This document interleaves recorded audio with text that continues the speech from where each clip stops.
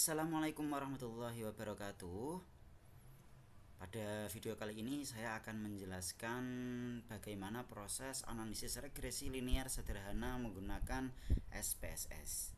Jadi regresi sederhana itu kita dasarkan pada hubungan fungsional atau kausalitas antara variabel independen dengan variabel dependen.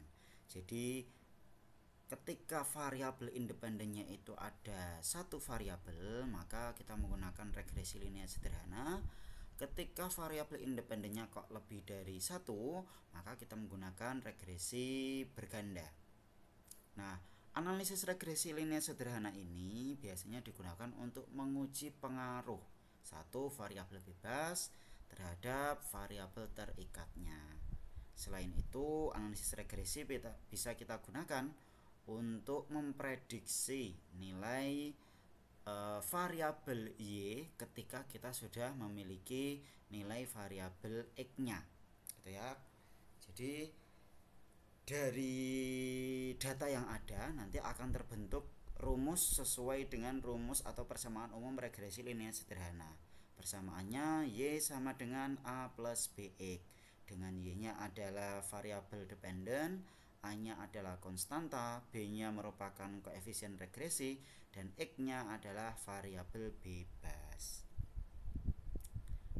Nah, ini sudah ada contohnya. Di sini dalam sebuah kelas akan diuji pengaruh keterampilan proses terhadap prestasi belajar. Jadi keterampilan prosesnya merupakan variabel X, prestasi belajarnya merupakan variabel Y. Dari data ini kemudian kita coba analisis regresi menggunakan SPSS dengan urutan cara seperti yang tampil di layar ini. Jadi kita klik analyze, kemudian regression, kemudian masuk ke linear, kita masukkan variabel dependen dan independen, kemudian klik statistiknya dan dicentang estimate dan klik OK. Nah, di sini saya sudah menyiapkan datanya dalam bentuk SPSS ya. Caranya klik analyze, kemudian klik regression, kemudian klik linear ya. Keterampilan proses variabel X kita masukkan ke independen, prestasi belajar variabel Y kita masukkan ke dependen. Ya. Setelah ini kita klik OK. Maka akan muncul output seperti ini. Jadi yang pertama, di sini outputnya menjelaskan tentang variabel enternya.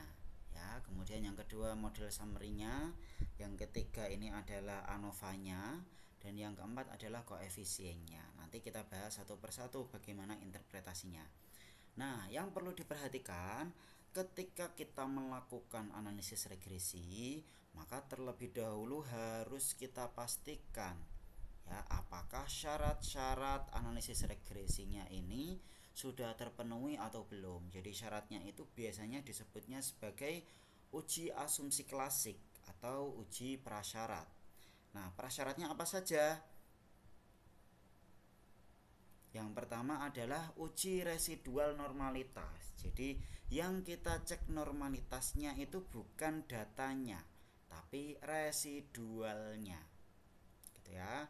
Residual itu adalah selisih antara nilai sesungguhnya dengan nilai prediksi pada analisis regresi linear.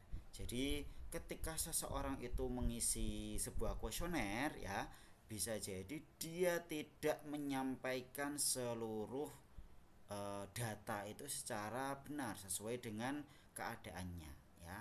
Nah, residual ini merupakan selisih nilai sesungguhnya dengan nilai prediksi yang ada di analisis regresi linearnya. Nah, ada dua jenis residual itu. Yang pertama adalah unstandaris dan yang kedua adalah standaris ya. Jadi unstandaris residual dan standaris residual. Yang unstandaris residual itu biasanya kita gunakan untuk model regresi yang fungsinya itu untuk meramalkan gambaran masa depan. Jadi seperti yang saya sebutkan tadi, ketika kita sudah memiliki persamaan regresi, maka kita bisa memprediksi nilai variabel Y-nya ya. Ketika kita sudah memiliki nilai variabel X, kita bisa memprediksi nilai variabel Y. Begitu juga sebaliknya. Itu untuk yang unstandaris. Kemudian yang standaris residual biasanya kita gunakan untuk persamaan regresi yang fungsinya mengetahui pengaruh dan sumbangan efektif, ya, yang diberikan antara variabel independen terhadap variabel dependen. Umumnya yang biasa dipakai itu adalah residual yang unstandaris residual, ya. Nanti kita contohkan juga bagaimana cara menguji residual yang unstandaris residual. Nah, di sini sudah ada caranya, ya. Kita langsung masuk ke contoh dari data yang ada ini. Kita klik analyze, kemudian kita klik regression, selanjutnya kita klik linear, ya. Caranya seperti tadi. Kemudian di sini kita masukkan, ya, variabel Y ke dependen, variabel E ke independen. Selanjutnya kita klik save di sini, ya. Kita pilih mau yang unstandaris residual atau yang standaris residual. Di sini kebetulan kita coba yang unstandaris residual saja, yang umumnya biasa dipakai, ya. Ketika teman-teman ingin mengetahui prediksi value-nya, ya, maka boleh di sini juga diklik, ya. Tapi kalau misalnya nggak butuh, ya nggak usah, gitu, ya. Oke, kita klik continue di sini. Selanjutnya kalau sudah kita klik OK. Nah, output regresi yang ada di sini ini sebenarnya sama seperti output yang pertama kali kita munculkan tadi. Nah, ini berarti kita abaikan dulu. Yang kita perhatikan adalah di data view-nya akan muncul kolom ketiga yang isinya adalah residualnya, ya, residualnya. Oke, sorry, bentar. Kalau misalnya kita cek lagi, ya, coba. Oke, kita klik save, unstandaris prediksinya kita centang, kita klik continue, kita klik OK, ya. Maka di bagian sininya akan muncul, ya. Jadi prediksinya nilainya harusnya 86,4, tapi nilai dia itu hanya 85, sehingga ada selisih sebesar min 1,42. Begitu juga dengan yang selanjutnya, misalnya di sini prediksinya kemampuan si responden nomor 3 ini aslinya adalah 89,2, ya, tetapi nilainya ternyata adalah 90, sehingga selisihnya atau residualnya itu adalah 0,782. Itu adalah residual. Sekarang kita coba masukkan nilai residual ini ke dalam uji normalitasnya, ya. Yang caranya adalah klik analyze, kemudian klik non parametric test, ya. Selanjutnya pilih legacy dialog, kemudian pilih one sample KS, ya. Kita pilih unstandaris residual yang pertama tadi saja, ya. Kita pindahkan ke kolom kanan, ya. Kemudian kita pastikan tes distribusinya ini adalah normal. Kemudian kita klik OK, maka akan muncul outputnya seperti ini. Ya, ini adalah output one sample Kolmogorov-Smirnov testnya. Dengan yang kita perhatikan adalah asymptote significance-nya itu adalah 0,154. Ya. Kita coba lihat interpretasinya bagaimana. Ketika signifikansinya ini lebih dari 0,05, maka kita anggap bahwa datanya di sini atau residualnya berdistribusi normal, ya. Ini adalah perbandingannya ketika kita menggunakan one sample KS dan juga ketika menggunakan test of normality yang biasa dipakai, ya. Ini ternyata hasilnya itu sama saja, ya. Jadi nggak ada perbedaan mau kita pakai yang one sample KS mau yang Kolmogorov-Smirnov yang biasa, itu sama saja. Oke, yang kedua uji prasyaratnya atau uji asumsi klasiknya adalah uji linearitas, ya. Kita masuk ke data lagi. Di sini uji linearitas, caranya kita klik analyze, kemudian kita pilih compare means, ya, perbandingan rata-rata. Kemudian kita pilih yang means. Selanjutnya kita masukkan variabel dependent dan independent pada kotak yang sesuai. Di sini variabel X ini independen, variabel Y-nya ini yang independent. Output yang unstandaris tadi ini kita abaikan karena ini hanya kita pakai saat kita mencari residual normalitasnya. Oke, kalau sudah, caranya kita masuk ke option ya. Kita masuk ke option, kemudian kita pilih test of linearity di sini ya. Kita centang, kemudian kita klik continue. Selanjutnya kita klik OK. Maka akan muncul output ANOVA tabel seperti yang ada di output ini ya. Interpretasinya ya, ketika nilai signifikansinya lebih dari 0,05 maka dianggap ada hubungan yang linier ya antar variabel. Kenapa kita cari linearitasnya? Karena tadi di judulnya kita melakukan regresi linier sederhana. Jadi kita cek dulu apakah datanya ini linier atau enggak. Maksudnya linier bagaimana? Ketika variabel X-nya bertambah, apakah variabel Y-nya juga bertambah? Itu namanya linier ya. Boleh juga kita lakukan analisis menggunakan F-hitung dan F-tabel. Jadi ketika F-hitungnya kurang dari F-tabel, maka dianggap ada hubungan yang linier. Sebaliknya, kalau F-hitungnya lebih dari F-tabel, maka dianggap tidak ada hubungan yang linier secara signifikan. Ya, ini tadi outputnya. Kita coba interpretasikan menggunakan signifikansi ya, yang lebih mudah. Signifikansinya di sini 0,153, berarti lebih dari 0,05, sehingga ada hubungan yang linier signifikan antar variabelnya. Boleh juga kita melakukan interpretasi dengan nilai F-nya. Berarti ketika menggunakan nilai F, kita perlu mencari nilai F hitungnya. Kita perlu mencari nilai F tabelnya karena yang sudah kita ketahui di sini adalah nilai F hitungnya. Oke, selanjutnya uji asumsi klasik yang kita pakai adalah uji heteroskedastisitas. Di sini uji heteroskedastisitas kita gunakan untuk menilai apakah ada ketidaksamaan varian dari residual untuk semua pengamatan model regresi linearnya. Ya, tandanya bagaimana? Tidak terjadi gejala ketika titik-titik datanya itu menyebar atau tidak mengumpul mendekati angka 0. Itu yang pertama. Yang kedua, titik-titik datanya itu mengumpul hanya di atas atau di bawah saja. Kemudian penyebaran titik-titiknya tidak berpola atau bergelombang ya. Nah, uji heteroskedastisitas ini bisa kita lihat menggunakan dua cara, scatter plot sama uji Gleiser ya. Di sini kita mau pakai yang menggunakan cara scatter plot yang lebih mudah ya. Oke, kita masuk ke data. Di sini kita lakukan uji heteroskedastisitasnya. Langkahnya adalah klik analyze, selanjutnya klik regression, kemudian klik linear. Kita masukkan variabelnya sudah. Kemudian kita pilih plots ya. Kemudian kita masukkan SRE-SID ini ke dalam sumbu Y. Ya, kemudian ZPRED ini kita masukkan ke sumbu X. Kemudian histogramnya kita centang saja ya. Normal probability plot juga kita centang, selanjutnya kita klik continue ya.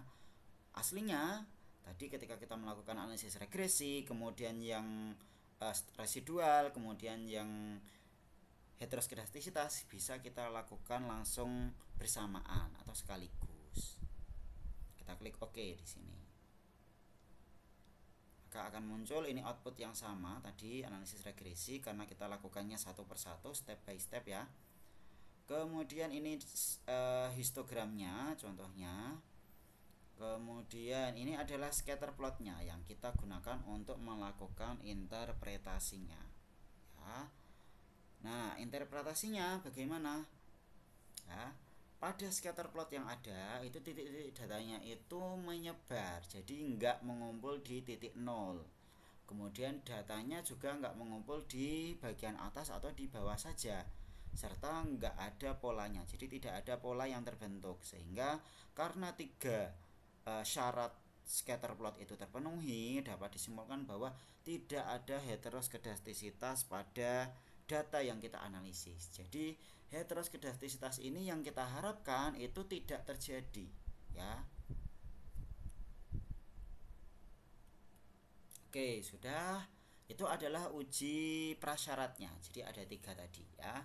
Selanjutnya kita coba melakukan interpretasi dari output analisis regresinya. Ini sudah kita lakukan di awal tadi ya, teman-teman. Oke, yang pertama outputnya di sini variabel enternya. Ini menunjukkan bahwa variabel yang dimasukkan adalah variabel keterampilan prosesnya. Itu sebagai variabel independen. Kemudian prestasi belajarnya di sini ditunjukkan menjadi variabel dependennya. Selanjutnya metode yang kita pakai ini adalah metode enter. Ini adalah interpretasi awalnya. Ini boleh dimasukkan dalam analisis kita, boleh di skip atau dilewati saja boleh. Kemudian yang selanjutnya adalah model summary-nya. Nah, kalau ini wajib ada, ya. Jadi yang kita perhatikan adalah nilai R square-nya. Ya, nilai R square-nya berapa? 0,709. Sehingga dapat dikatakan bahwa pengaruh variabel bebas terhadap variabel terikat itu sebesar 70,9%. Jadi 0,709 ini kita buat menjadi persentase. Nah, berarti ada sisanya dong, karena nilai pengaruh itu kan maksimal 1, ya, paling rendah 0. Berarti ketika pengaruhnya hanya 70,9%, ada sisa sebesar 29,1%. Berarti 29,1% itu dipengaruhi oleh variabel lain yang tidak muncul atau tidak dijelaskan dalam penelitian ini.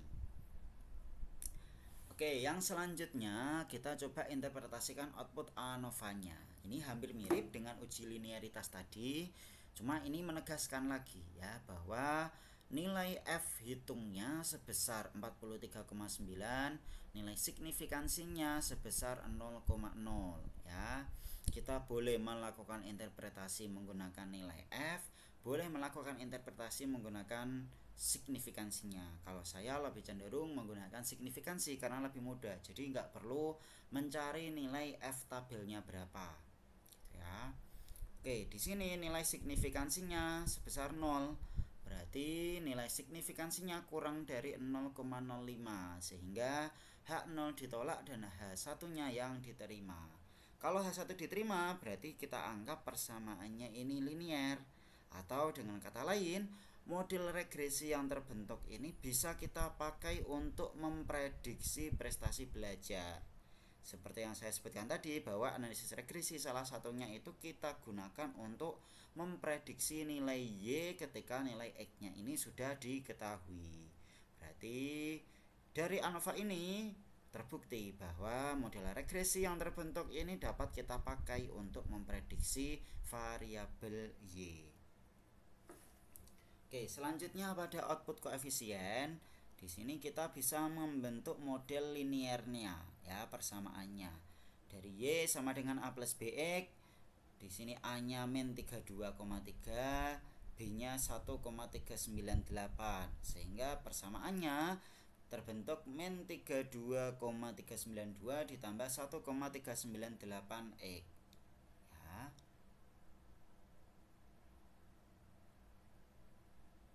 Koefisien regresi X atau keterampilan proses sebesar 1,398 ini nilainya positif, sehingga kita anggap bahwa arah variabel X terhadap variabel Y-nya ini positif. Jadi ketika variabel X-nya semakin bertambah, maka variabel Y-nya juga akan semakin bertambah. Nah, contohnya ini, contoh memprediksinya bagaimana? Ketika kita sudah memiliki skor keterampilan proses sebesar 70, ya, atau skor X-nya sebesar 70, maka kita bisa memprediksi prestasi belajar atau variabel Y-nya berapa, ya. Jadi tinggal dimasukkan angkanya, min 32,392 ditambah 1,398 dikalikan 70, hasilnya 65,47. Oke, selanjutnya kita masuk ke uji hipotesisnya. Ya, uji hipotesisnya ini untuk melihat pengaruh variabel independen terhadap variabel dependen, ya. Oke, hipotesisnya H0 variabel independen tidak berpengaruh terhadap variabel dependen.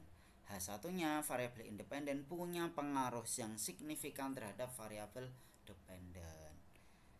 Syaratnya bagaimana? Ketika nilai T hitung lebih dari T tabel, maka H1 diterima.